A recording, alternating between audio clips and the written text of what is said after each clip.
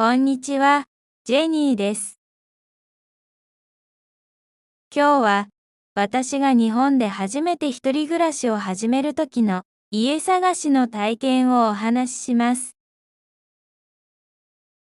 高校を卒業してから日本で大学に進学することになりました。アメリカではずっと家族と住んでいたので、一人暮らしは初めてです。正直、楽しみと不安が半分ずつでした。最初にしたことは、インターネットで部屋を探すことでした。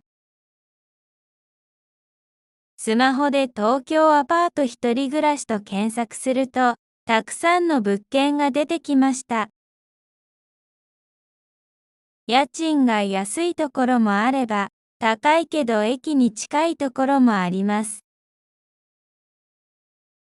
写真だけではよくわからなくて、これは本当に住みやすいのかなと何度も思いました。ある週末、日本人の友達と一緒に不動産屋さんに行きました。お店の入り口には新生活応援と書かれた大きなポスターが貼られていました。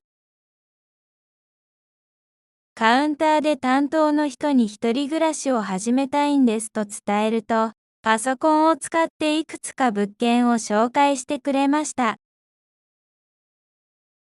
家賃はどれくらいまでですか？駅から徒歩何分くらいがいいですか？と質問されて、答えるのに少し緊張しました。友達が横でサポートしてくれたので、とても助かりました。最初に見学したのは、大学から2駅の場所にあるワンルームのマンションでした。部屋はそんなに広くなかったけれど、白い壁と木の床で明るい雰囲気でした。キッチンは小さくて、コンロが一つしかなく、ここで料理できるかなと少し不安になりました。でも、窓から光が入ってきて、午後はとても気持ちよさそうでした。次に見た部屋は駅から徒歩5分で便利でしたが、ちょっと古くて、水回りがあまりきれいではありませんでした。担当の人はこのエリアは夜も賑やかで明るいですよと言ってくれましたが、私は静かな場所の方が安心できそうだと思いました。3つ目の部屋は少し家賃が高めでしたが、オートロック付きでセキュリティがしっかりしていました。近くにはコンビニやスーパーもあり、夜でも人通りが多くて安全そうでした。小さなベランダもついていて、洗濯物を干せるのも魅力でした。何度も部屋を見て歩き、正直とても疲れました。でも、自分がこれから住む生活の場所を選ぶのは、とても大切なことだと感じました。最後に候補を2つに絞って、数日間ずっと迷いました。安いけど少し不便な部屋と、ちょっと高いけれど安心して住めそうな部屋。最終的に、安心できる部屋を選びました。友達が一人暮らしは、安全が一番大事だよと言ってくれたからです。契約の日、不動産屋さんで、たくさんの書類にサインをしました。日本語で書かれている難しい言葉が多くて、正直よくわからないところもありました。でも、担当の人がゆっくり説明してくれて、ここにハンコを押してくださいと丁寧に教えてくれました。アメリカではサインだけですが、日本では印鑑を使うのも新鮮な体験でした。契約が終わった時、私、本当に日本で一人暮らしを始めるんだ、と胸が熱くなりました。こんにちは、ジェニーです。今日は、日本で初めて一人暮らしを始めた時の契約と、引っ越しの体験をお話しします。不動産屋さんで部屋を選び、契約をすることになった日の朝、私は少し緊張していました。たくさんの書類にサインをしなければならないと聞いていたからです。不動産屋さんに着くと、担当の人が、本日はよろしくお願いしますと、丁寧に挨拶してくれました。机の上には分厚い契約書が置かれていて、その文字の多さにびっくりしました。日本語で細かい漢字がずらっと並んでいて、最初はこれは読めるかなと不安になりました。でも、担当の人が一つずつ説明してくれて、友達も横でサポートしてくれたので、安心してハンコを押すことができました。アメリカでは契約の時はサインを書くのが普通なので、日本で印鑑を使うのはとても新鮮な体験でした。小さな赤いスタンプでポンと押すと、紙に自分の名前がはっきり出てきて、これが日本のやり方なんだ、と感動しました。契約が終わると、担当の人が、こちらが新しいお部屋の鍵ですと言って、銀色に光る鍵を手渡してくれました。その瞬間、胸が高鳴りました。ああ、本当にこれから一人暮らしが始まるんだ、と実感したのです。数日後、引っ越しの日が来ました。荷物はそんなに多くありませんでしたが、スーツケースと段ボールがいくつかありました。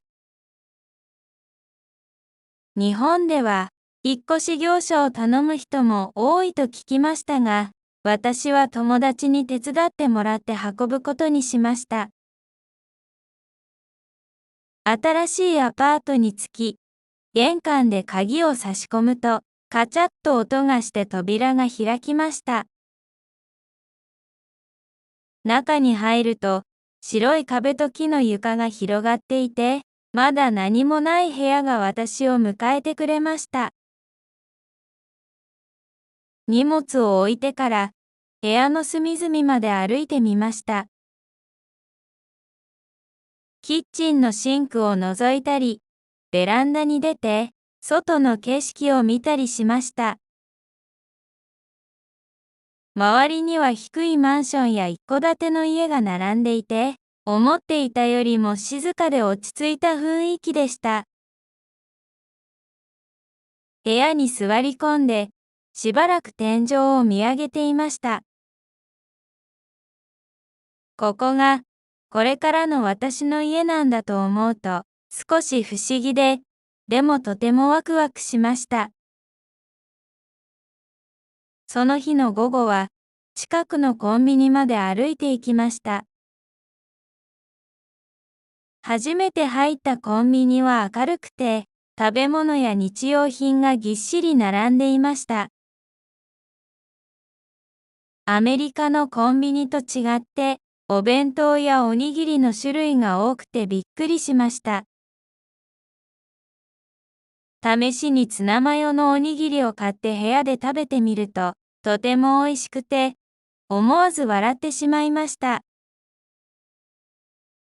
これからは、このコンビニにたくさんお世話になるなと思いました。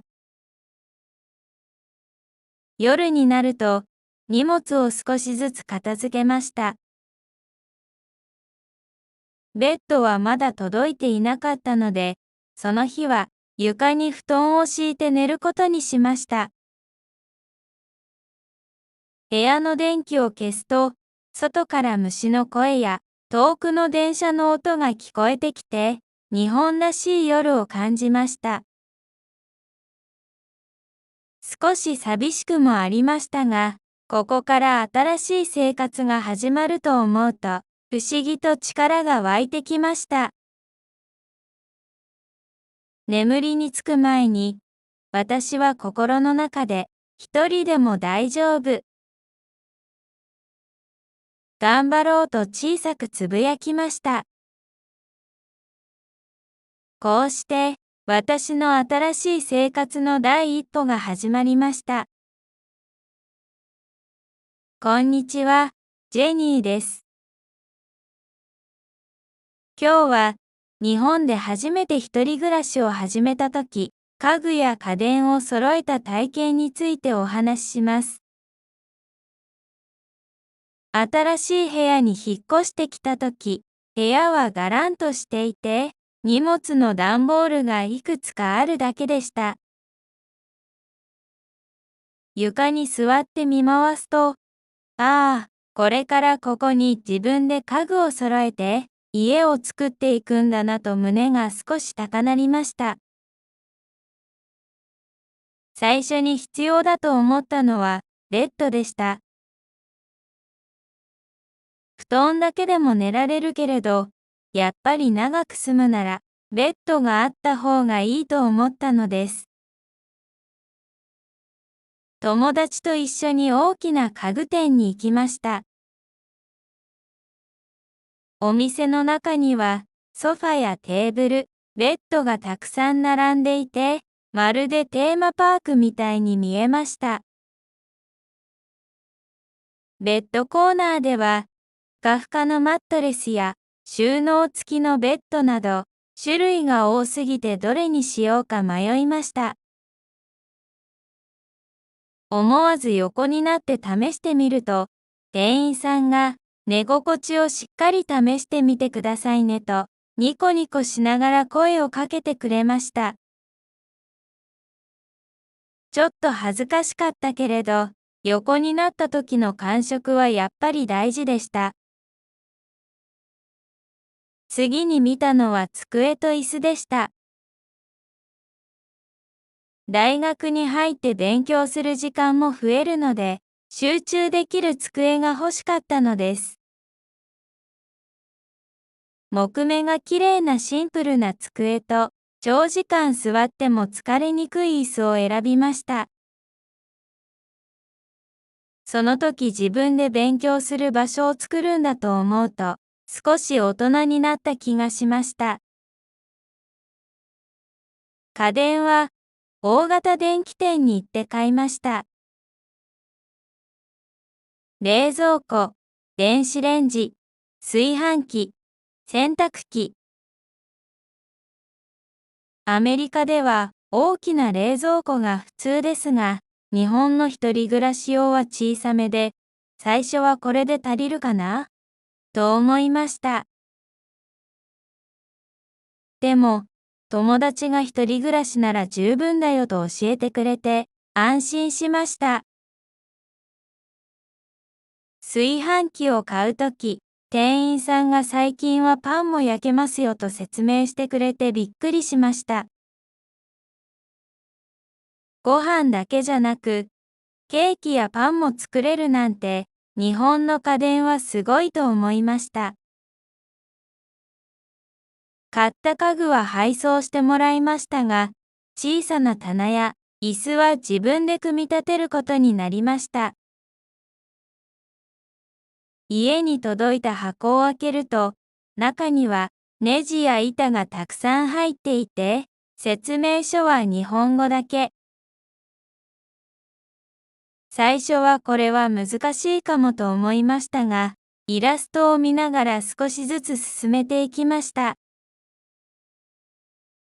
途中でネジを逆に入れてしまってやり直したり、板を間違えたりしましたが、なんとか完成しました。出来上がった棚を見て、私、ちゃんとできた、と小さな達成感でいっぱいになりました。家具や家電が揃ってくると、部屋の雰囲気がどんどん変わっていきました。白い壁と木の床に、自分で選んだ机やベッドが置かれて、少しずつ生活の場らしくなっていきました。夜、ベッドに横になった時、窓から小さな街灯の光が差し込み、ここが私の家なんだと心から実感しました。こうして、新しい部屋が少しずつ暮らす場所に変わっていきました。家具や家電を揃えるのは大変だったけれど、自分で一つ一つ選んだことで、この部屋に愛着が生まれた気がしました。こんにちは、ジェニーです。今日は、新しい部屋に引っ越してきてから、近所を歩いて探検した時のことをお話しします。家具や家電が少しずつ揃い、部屋の中は快適になってきました。次に気になったのは、この街での生活です。どんなお店があるのか、どんな雰囲気の場所なのかを知りたくて、ある日曜日の朝、スニーカーを履いて外に出ました。部屋の近くには細い路地が多く、道の角を曲がるたびに新しい発見がありました。最初に見つけたのはスーパーでした。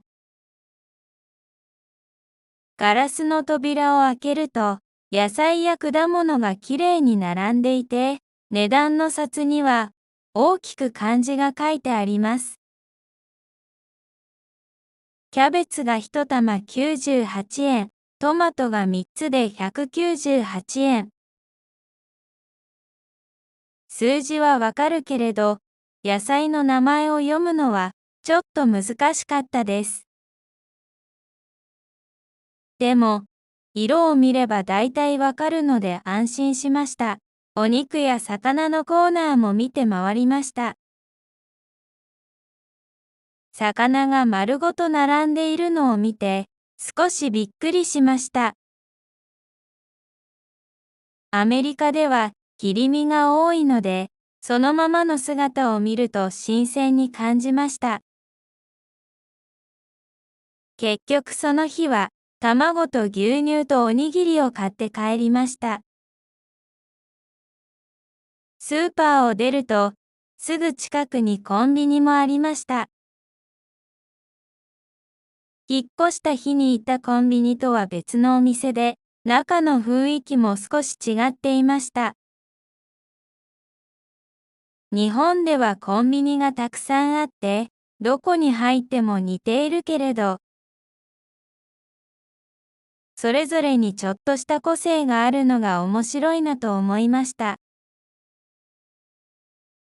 さらに歩くと、小さな商店街に出ました。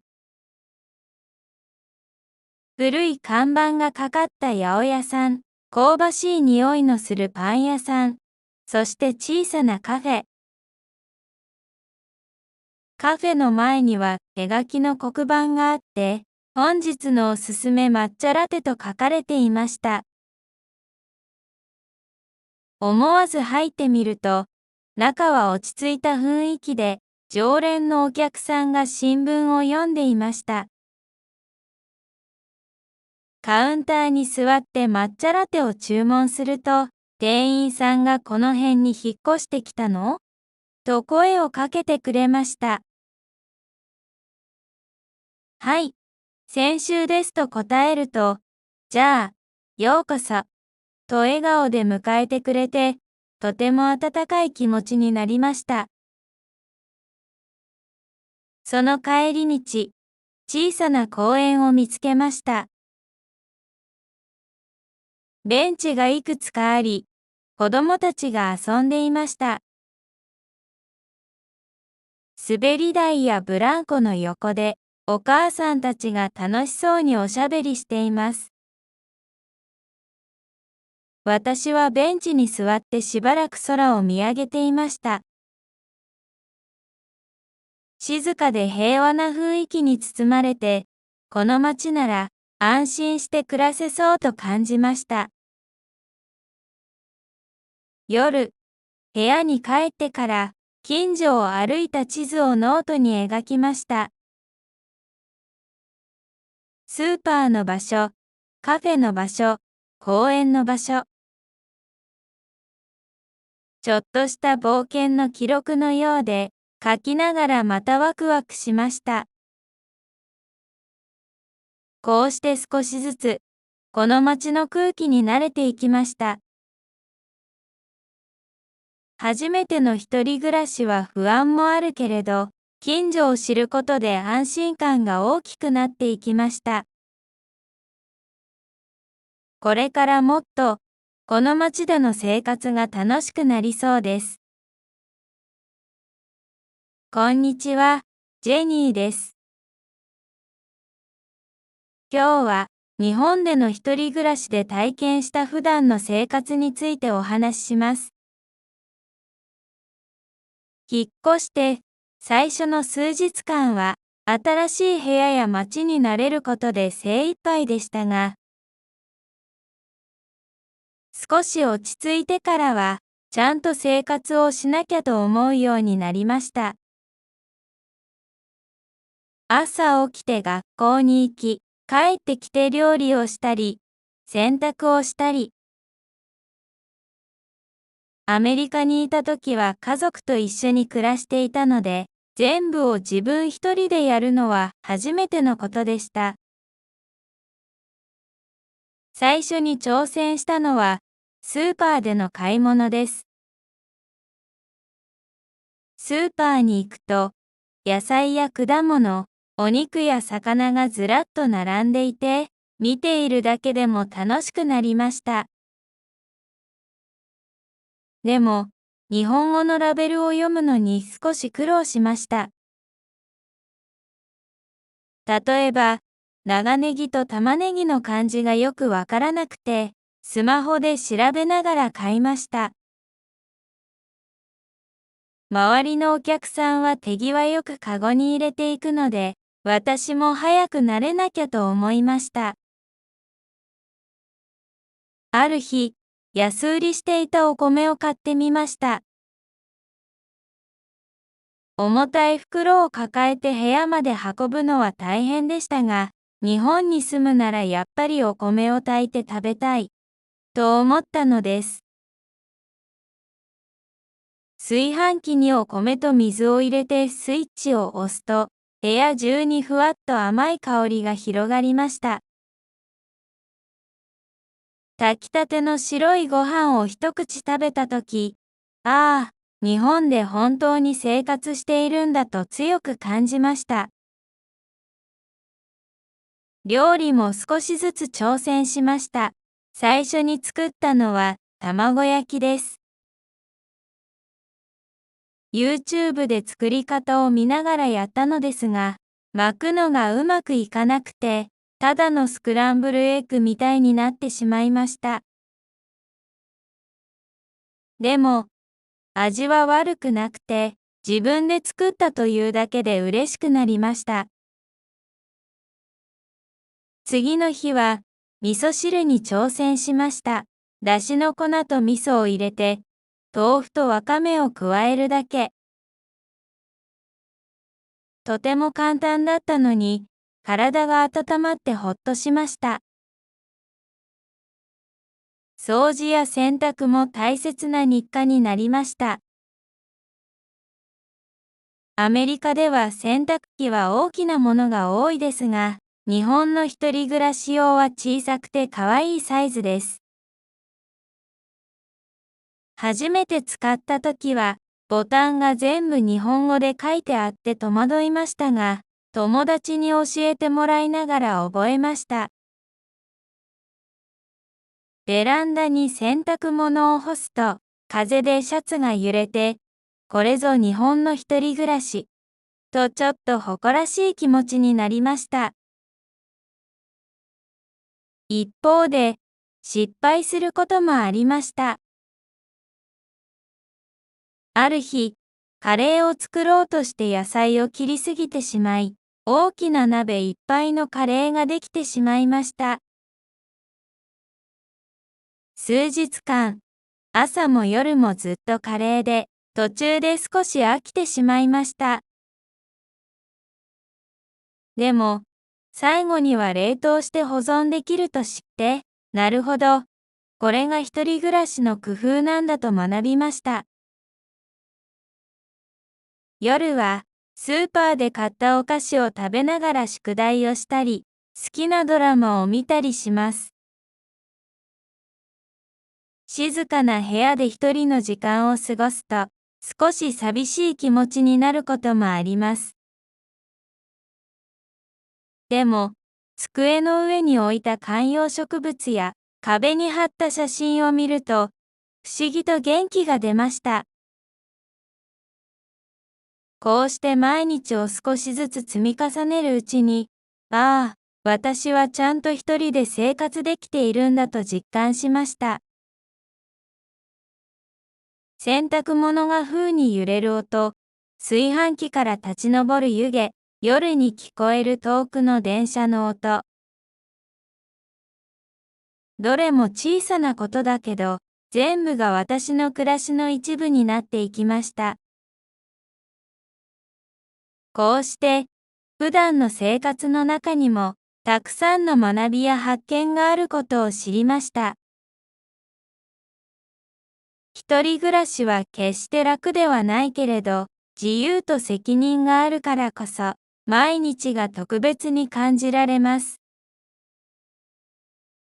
こんにちは、ジェニーです。今日は、日本での一人暮らしに少し慣れてきてから、私が行きつけのお店を見つけた時のお話をします。引っ越してきて数週間が経ち、スーパーやコンビニにもだんだん慣れてきました。買い物をするのもスムーズになり、料理や掃除も少しずつ上手になりました。そんなある日、学校の帰りに小さなカフェを見つけました。前に通った時は気づかなかったけれど、木のドアと手書きの黒板があって、とても可愛らしい雰囲気でした。黒板には、本日のおすすめ蜂蜜ラテと書いてあり、なんだか心が惹かれました。ドアを開けると、ベルの音がチリンとなり、優しい光が広がる小さな店内が見えました。カウンター席とテーブル席が数席だけで、落ち着いた音楽が流れていました。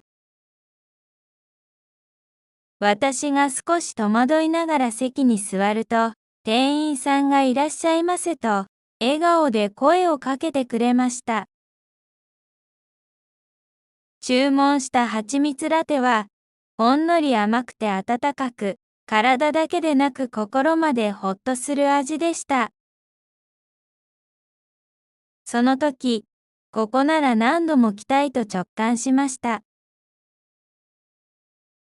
それから週に一度くらい、そのカフェに通うようになりました。勉強道具を持って行って宿題をしたり、本を読んだり、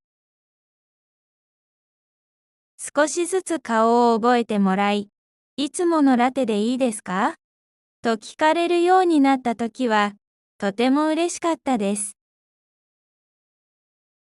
まるで、この街に居場所ができたように感じました。行きつけのお店はカフェだけではありません。スーパーの近くにある小さな八百屋さんにもよく行くようになりました。最初は入りづらかったけれど、思い切って入ってみると、店主のおばあさんが、今日は大値が安いよと声をかけてくれました。その日買った大根を味噌汁に入れてみたらとても美味しくて、それ以来、八百屋さんで野菜を買うのが楽しみになりました。行くたびに今日は何を作るのと聞かれて、まるでお母さんのように気にかけてもらえて安心しました。また、夜に学校の課題で疲れたとき、近所の小さな居酒屋にも入ってみました。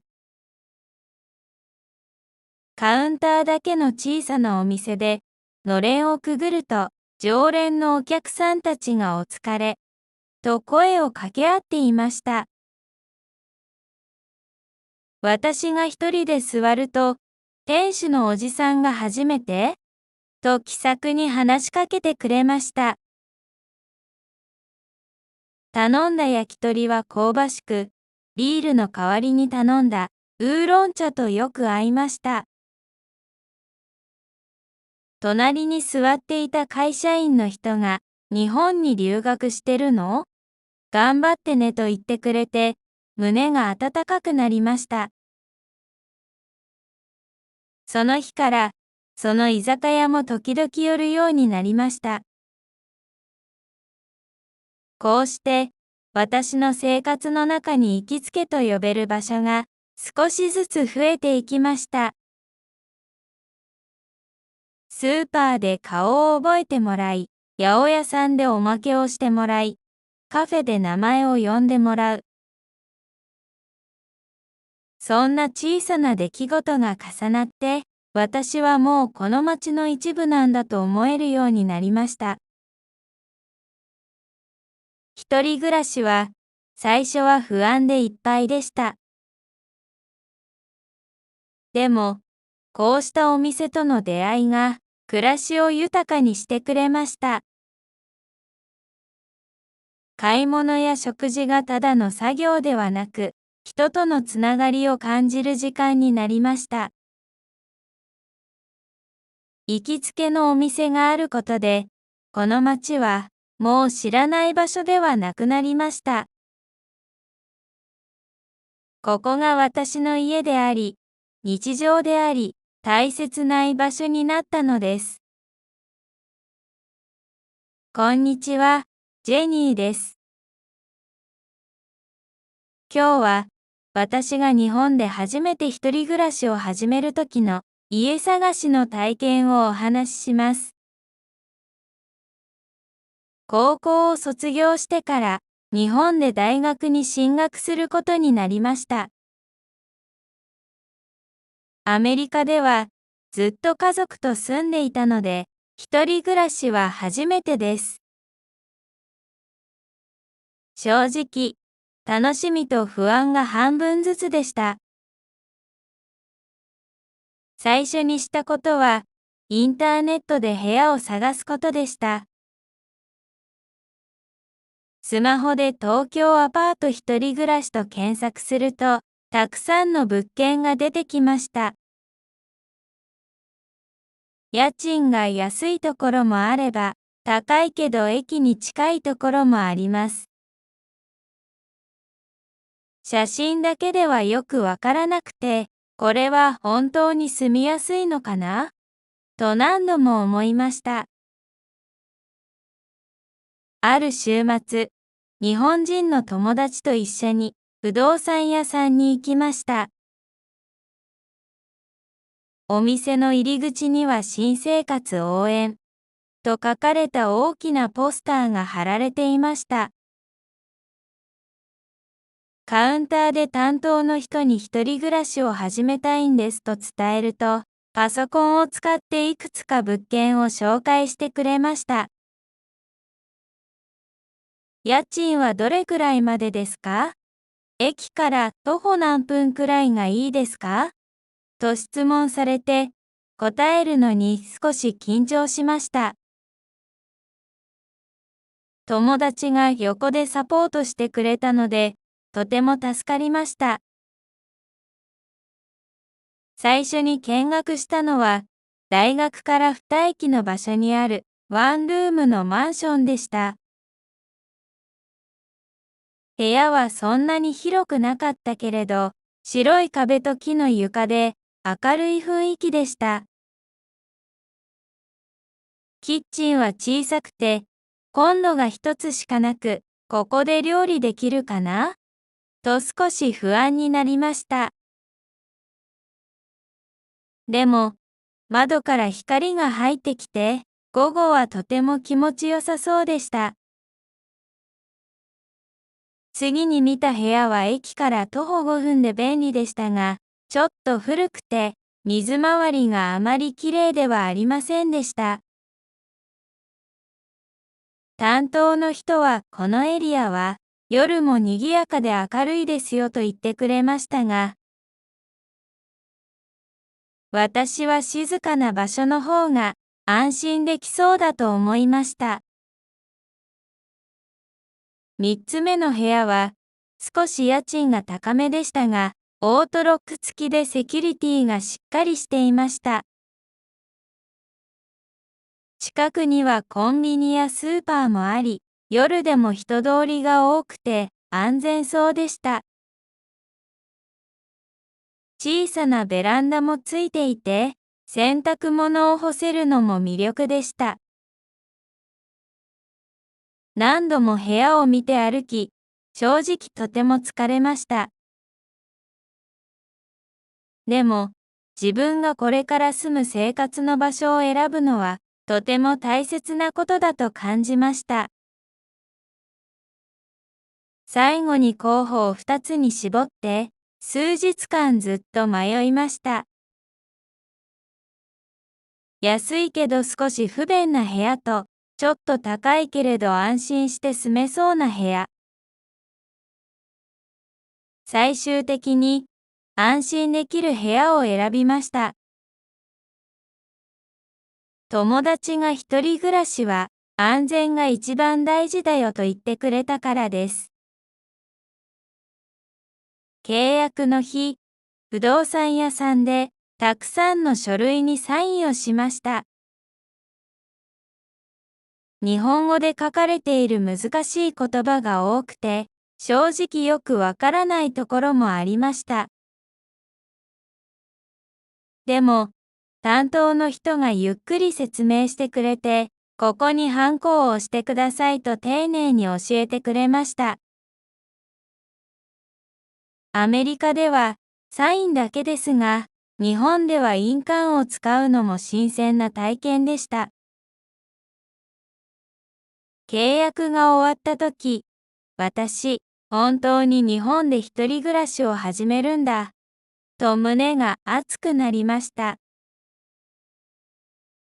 こんにちは、ジェニーです。今日は、日本で初めて一人暮らしを始めた時の契約と、引っ越しの体験をお話しします。不動産屋さんで部屋を選び、契約をすることになった日の朝、私は少し緊張していました。たくさんの書類にサインをしなければならないと聞いていたからです。不動産屋さんに着くと、担当の人が、本日はよろしくお願いしますと、丁寧に挨拶してくれました。机の上には分厚い契約書が置かれていて、その文字の多さにびっくりしました。日本語で細かい漢字がずらっと並んでいて、最初はこれは読めるかなと不安になりました。でも、担当の人が一つずつ説明してくれて、友達も横でサポートしてくれたので、安心してハンコを押すことができました。アメリカでは契約の時はサインを書くのが普通なので、日本で印鑑を使うのはとても新鮮な体験でした。小さな赤いスタンプでポンと押すと、紙に自分の名前がはっきり出てきて、これが日本のやり方なんだ、と感動しました。契約が終わると、担当の人が、こちらが新しいお部屋の鍵ですと言って、銀色に光る鍵を手渡してくれました。その瞬間、胸が高鳴りました。ああ、本当にこれから一人暮らしが始まるんだ、と実感したのです。数日後、引っ越しの日が来ました。荷物はそんなに多くありませんでしたが、スーツケースと段ボールがいくつかありました。日本では、引っ越し業者を頼む人も多いと聞きましたが、私は友達に手伝ってもらって運ぶことにしました。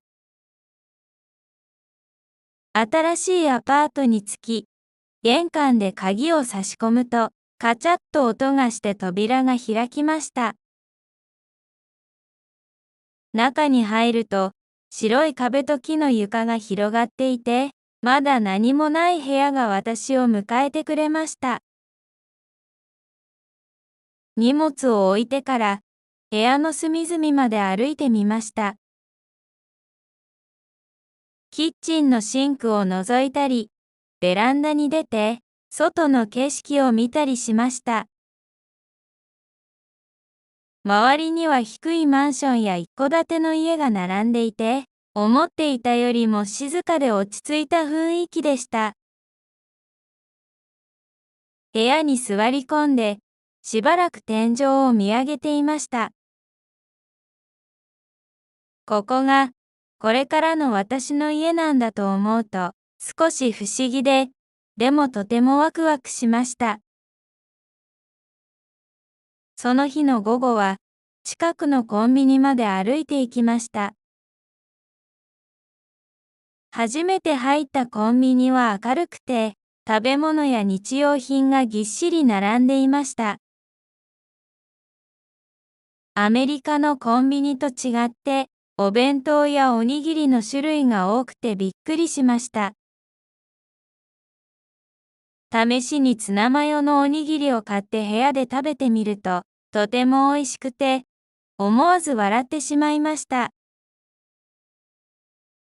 これからは、このコンビニにたくさんお世話になるなと思いました。夜になると、荷物を少しずつ片付けました。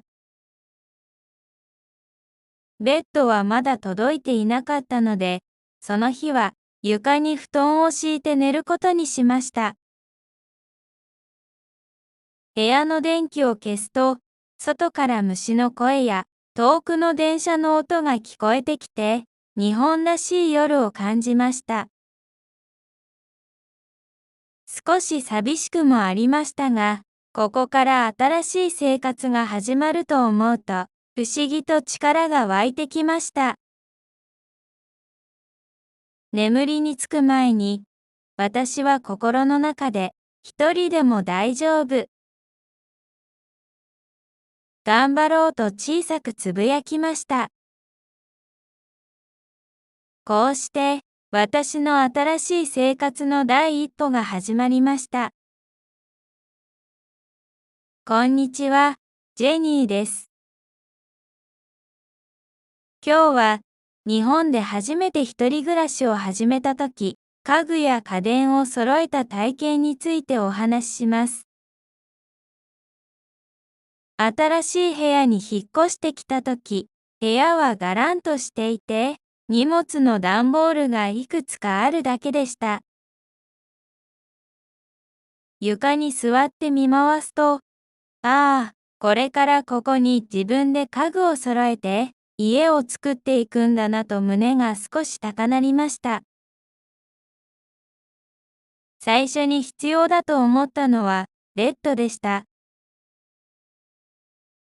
布団だけでも寝られるけれど、やっぱり長く住むなら、ベッドがあった方がいいと思ったのです。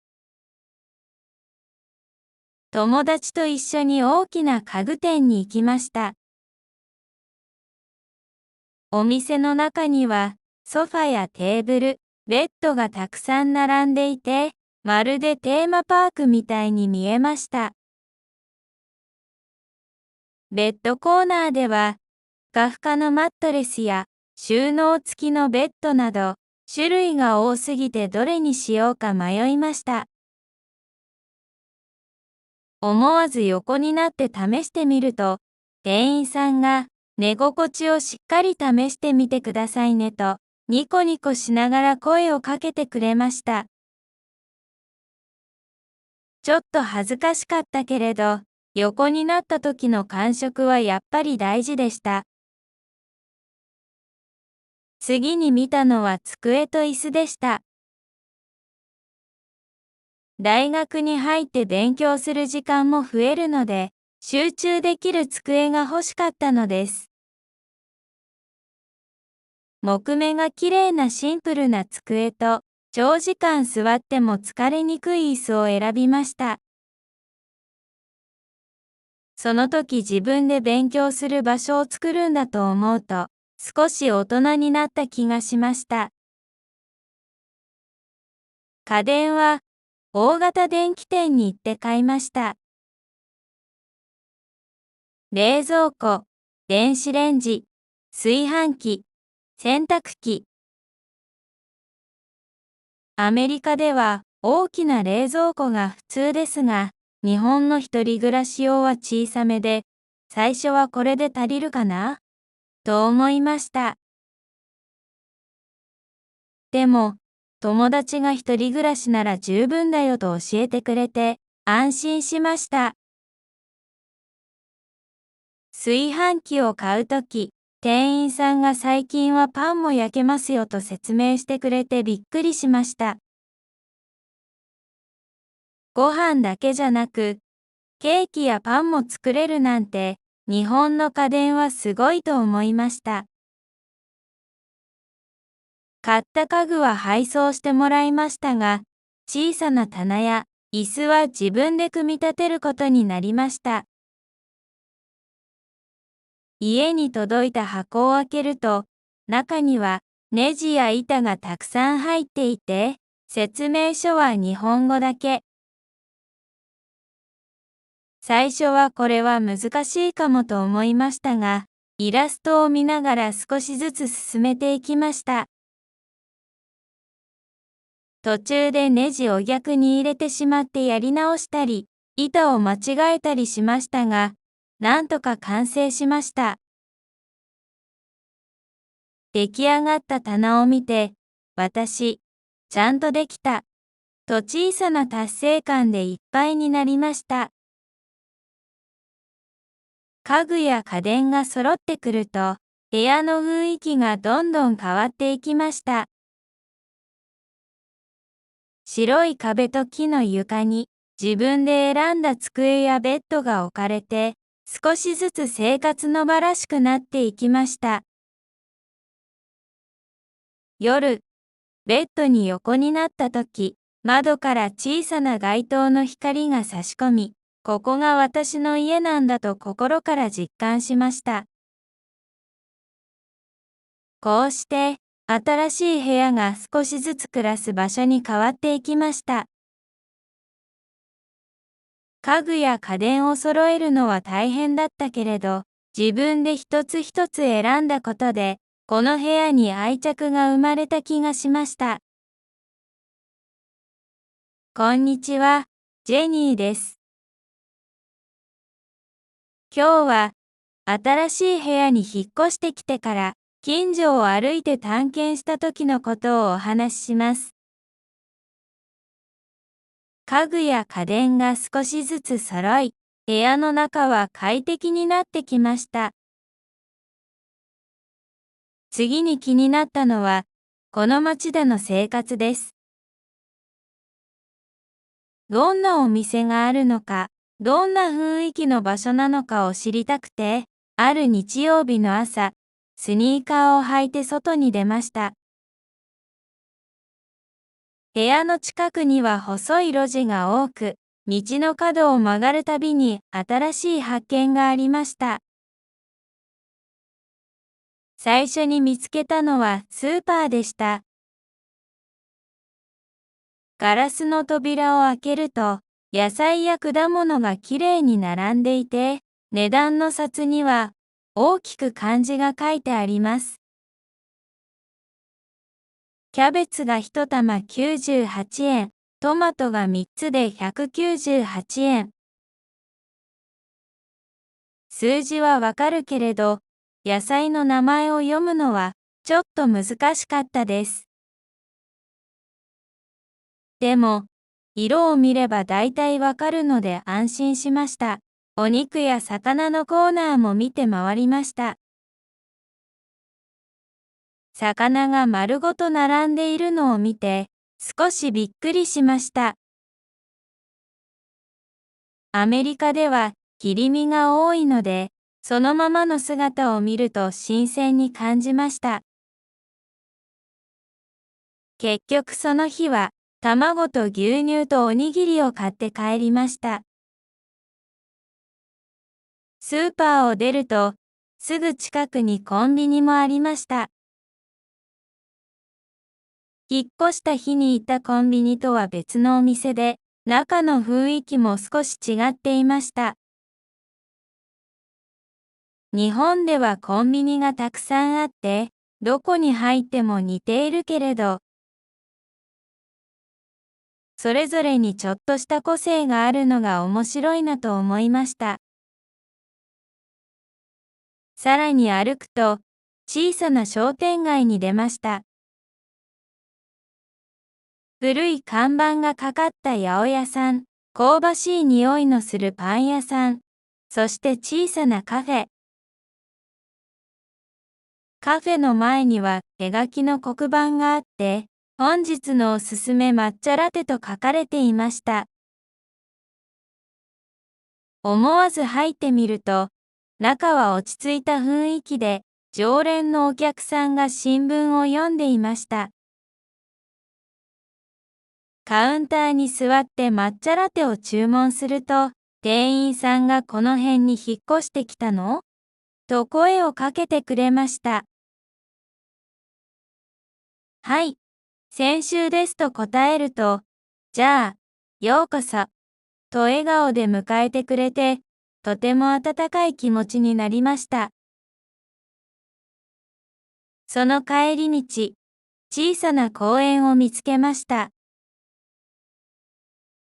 ベンチがいくつかあり、子供たちが遊んでいました。滑り台やブランコの横で、お母さんたちが楽しそうにおしゃべりしています。私はベンチに座ってしばらく空を見上げていました。静かで平和な雰囲気に包まれて、この街なら安心して暮らせそうと感じました。夜、部屋に帰ってから近所を歩いた地図をノートに描きました。スーパーの場所、カフェの場所、公園の場所。ちょっとした冒険の記録のようで、書きながらまたワクワクしました。こうして少しずつ、この街の空気に慣れていきました。初めての一人暮らしは不安もあるけれど、近所を知ることで安心感が大きくなっていきました。これからもっと、この街での生活が楽しくなりそうです。こんにちは、ジェニーです。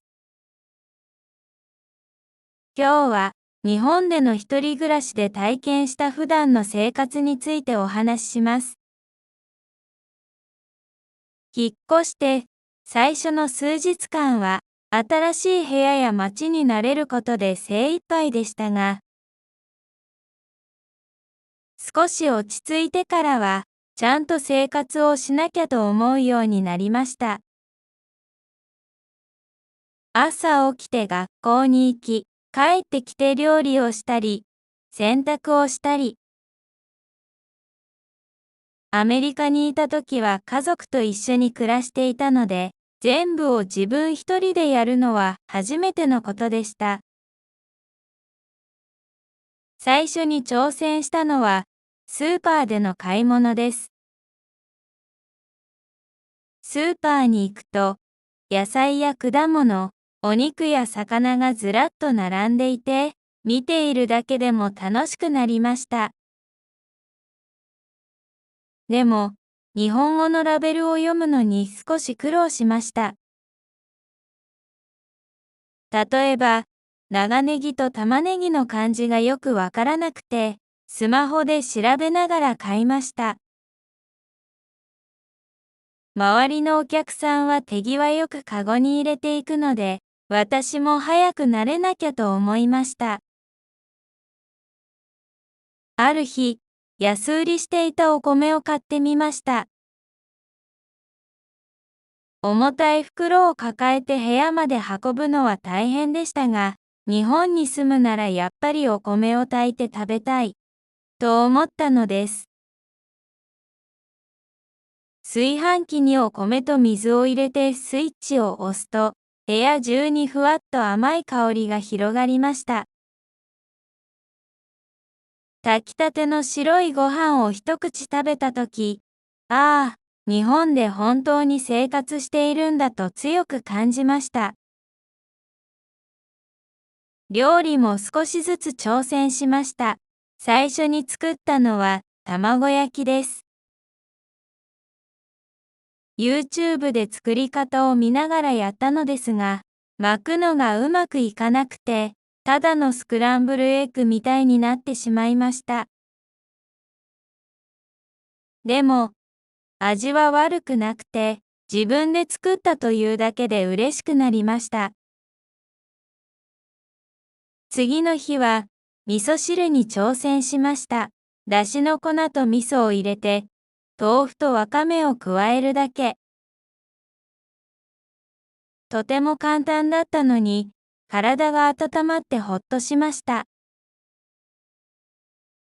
掃除や洗濯も大切な日課になりました。アメリカでは洗濯機は大きなものが多いですが、日本の一人暮らし用は小さくて可愛いサイズです。初めて使った時は、ボタンが全部日本語で書いてあって戸惑いましたが、友達に教えてもらいながら覚えました。ベランダに洗濯物を干すと、風でシャツが揺れて、これぞ日本の一人暮らし、とちょっと誇らしい気持ちになりました。一方で、失敗することもありました。ある日、カレーを作ろうとして野菜を切りすぎてしまい、大きな鍋いっぱいのカレーができてしまいました。数日間、朝も夜もずっとカレーで、途中で少し飽きてしまいました。でも、最後には冷凍して保存できると知って、なるほど、これが一人暮らしの工夫なんだと学びました。夜は、スーパーで買ったお菓子を食べながら宿題をしたり、好きなドラマを見たりします。静かな部屋で一人の時間を過ごすと、少し寂しい気持ちになることもあります。でも、机の上に置いた観葉植物や壁に貼った写真を見ると、不思議と元気が出ました。こうして毎日を少しずつ積み重ねるうちに、ああ、私はちゃんと一人で生活できているんだと実感しました。洗濯物が風に揺れる音、炊飯器から立ち上る湯気、夜に聞こえる遠くの電車の音。どれも小さなことだけど、全部が私の暮らしの一部になっていきました。こうして、普段の生活の中にも、たくさんの学びや発見があることを知りました。一人暮らしは決して楽ではないけれど、自由と責任があるからこそ、毎日が特別に感じられます。こんにちは、ジェニーです。今日は、日本での一人暮らしに少し慣れてきてから、私が行きつけのお店を見つけた時のお話をします。引っ越してきて数週間が経ち、スーパーやコンビニにもだんだん慣れてきました。買い物をするのもスムーズになり、料理や掃除も少しずつ上手になりました。そんなある日、学校の帰りに小さなカフェを見つけました。前に通った時は気づかなかったけれど、木のドアと手書きの黒板があって、とても可愛らしい雰囲気でした。黒板には、本日のおすすめ蜂蜜ラテと書いてあり、なんだか心が惹かれました。ドアを開けると、ベルの音がチリンとなり、優しい光が広がる小さな店内が見えました。カウンター席とテーブル席が数席だけで、落ち着いた音楽が流れていました。私が少し戸惑いながら席に座ると、店員さんがいらっしゃいませと、笑顔で声をかけてくれました。注文した蜂蜜ラテは、ほんのり甘くて温かく、体だけでなく心までほっとする味でした。その時、ここなら何度も来たいと直感しました。それから週に一度くらい、そのカフェに通うようになりました。勉強道具を持って行って宿題をしたり、本を読んだり、少しずつ顔を覚えてもらい、いつものラテでいいですかと聞かれるようになった時は、とても嬉しかったです。まるで、この街に居場所ができたように感じました。行きつけのお店はカフェだけではありません。スーパーの近くにある小さな八百屋さんにもよく行くようになりました。最初は入りづらかったけれど、思い切って入ってみると、店主のおばあさんが、今日は大値が安いよと声をかけてくれました。その日買った大値を味噌汁に入れてみたらとても美味しくて、それ以来、八百屋さんで野菜を買うのが楽しみになりました。行くたびに今日は何を作るのと聞かれて、まるでお母さんのように気にかけてもらえて安心しました。また、夜に学校の課題で疲れた時、近所の小さな居酒屋にも入ってみました。カウンターだけの小さなお店で、のれんをくぐると、常連のお客さんたちがお疲れ、と声を掛け合っていました。私が一人で座ると、店主のおじさんが初めて、と気さくに話しかけてくれました。頼んだ焼き鳥は香ばしく、ビールの代わりに頼んだウーロン茶とよく合いました。隣に座っていた会社員の人が、日本に留学してるの？頑張ってねと言ってくれて、胸が温かくなりました。その日から、その居酒屋も時々寄るようになりました。こうして、私の生活の中に行きつけと呼べる場所が、少しずつ増えていきました。スーパーで顔を覚えてもらい、八百屋さんでおまけをしてもらい、カフェで名前を呼んでもらう。そんな小さな出来事が重なって、私はもうこの街の一部なんだと思えるようになりました。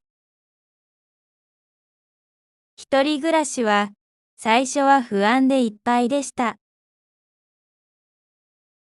でも、こうしたお店との出会いが、暮らしを豊かにしてくれました。買い物や食事がただの作業ではなく、人とのつながりを感じる時間になりました。行きつけのお店があることで、この街はもう知らない場所ではなくなりました。ここが私の家であり、日常であり、大切な居場所になったのです。